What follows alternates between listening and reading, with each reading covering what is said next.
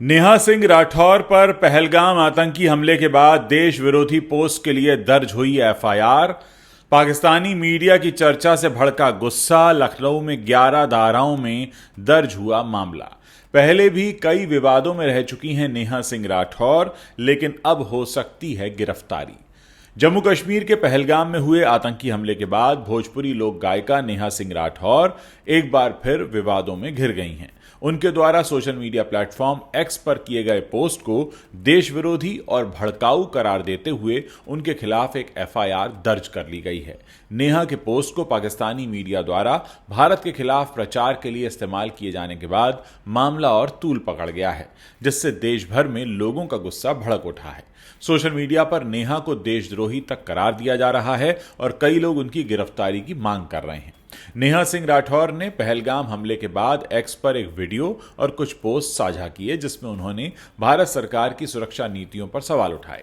एक पोस्ट में उन्होंने कथित तौर पर हमले के पीछे की सच्चाई पर टिप्पणी करते हुए कहा कि मोदी सरकार इस हमले का फायदा बिहार चुनाव में वोट के लिए उठाएगी। इस पोस्ट को पाकिस्तानी समाचार एजेंसी पीटीआई ने अपने एक्स हैंडल पर साझा किया, जिसके बाद इसे भारत के खिलाफ नैरेटिव बनाने के लिए इस्तेमाल किया गया। नेहा के इस बयान को कई लोगों ने देश की एकता के खिलाफ माना, जिसके चलते उनके खिलाफ कार्रवाई की मांग उठने लगी। नेहा सिंह राठौर के खिलाफ लखनऊ के हजरतगंज पुलिस स्टेशन में एफआईआर दर्ज की गई है। यह एफआईआर उनके सोशल मीडिया पर किए गए पोस्ट को लेकर है, जिसमें उन्होंने हाल ही में पहलगाम हमले पर सवाल उठाए थे। यह एफआईआर कवि अभय प्रताप सिंह उर्फ अभय सिंह निर्भीक द्वारा दर्ज कराई गई है।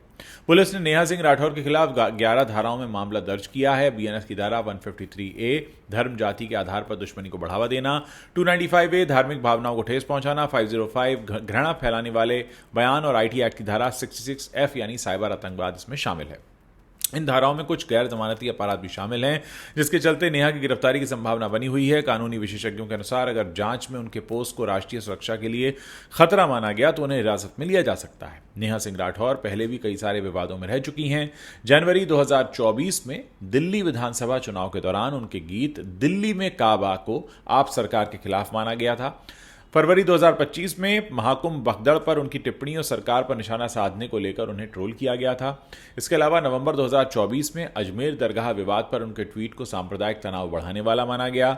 नेहा ने हमेशा अपने बयानों को सामाजिक जिम्मेदारी और सरकार की जवाबदेही पर सवाल उठाने का हिस्सा बताया है, लेकिन उनके आलोचक उन्हें क्वीन ऑफ कंट्रोवर्सी भी करार देते हैं। पाकिस्तानी मीडिया द्वारा नेहा के वीडियो और पोस्ट को भारत के खिलाफ प्रचार के लिए इस्तेमाल करने से देश भर में गुस्सा भड़का हुआ है। सोशल मीडिया पर हैशटैग नेहा राठौर देशद्रोही है जैसे हैशटैग ट्रेंड कर रहे हैं। कई यूजर्स ने उनके बैंक खातों की जांच की मांग की है, यह आरोप लगाते हुए कि उनके पोस्ट विदेशी ताकतों के इशारे पर हो सकते हैं।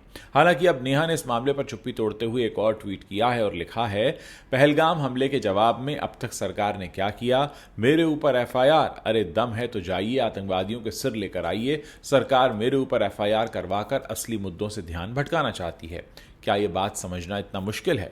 जांच एजेंसियों ने नेहा सिंह के सोशल मीडिया अकाउंट्स और पोस्ट की गहनता से जांच शुरू कर दी है और जल्द ही इस मामले में अगला कदम भी उठाया जा सकता है।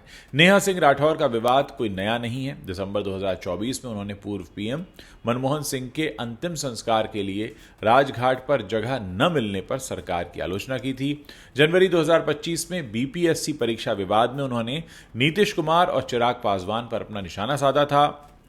फरवरी 2025 में ही महाकुंभ हादसे पर उनकी टिप्पणी को भी विवादास्पद माना गया। नेहा हमेशा से कहती रही हैं कि उनकी टिप्पणियां सामाजिक मुद्दों को उठाने के लिए हैं, लेकिन उनके आलोचक उन्हें सरकार विरोधी और अपनी तरफ ध्यान खींचने वाली शख्सियत मानते हैं।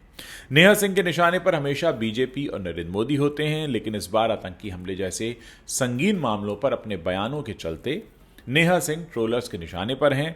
अब देखने वाली बात होगी कि नेहा सिंह सार्वजनिक तौर पर इसके लिए माफी मांगती हैं या जांच एजेंसीज उन्हें इस मामले में गिरफ्तार करती हैं। दोस्तों, आपने भी नेहा सिंह राठौर के बारे में अभी तक काफी कुछ पढ़ा और देखा होगा। क्या आपको लगता है कि नेहा सिंह राठौर इस बार अपनी लाइन क्रॉस कर रही हैं, या आपको लगता है कि वो अभी भी उसी जगह पर खड़ी हैं जहां पर वो पहले खड़ी रहती थी, यानी कि सरकार से सीधे सवाल पूछने की जगह पर? क्या सोचते हैं आप इस बारे में? खासकर आप जो अपना कमेंट लिखें तो इस बात को ध्यान में रख के लिखिएगा कि नेहा सिंह राठौर जो सवाल उठा रही हैं, पाकिस्तानी मीडिया उसे भारत के खिलाफ दुष्प्रचार के लिए भी इस्तेमाल कर रहा है। क्या सोचते हैं आप इस पर? मेरे इस वीडियो के नीचे कमेंट सेक्शन है, वहां लिखकर आप बता सकते हैं।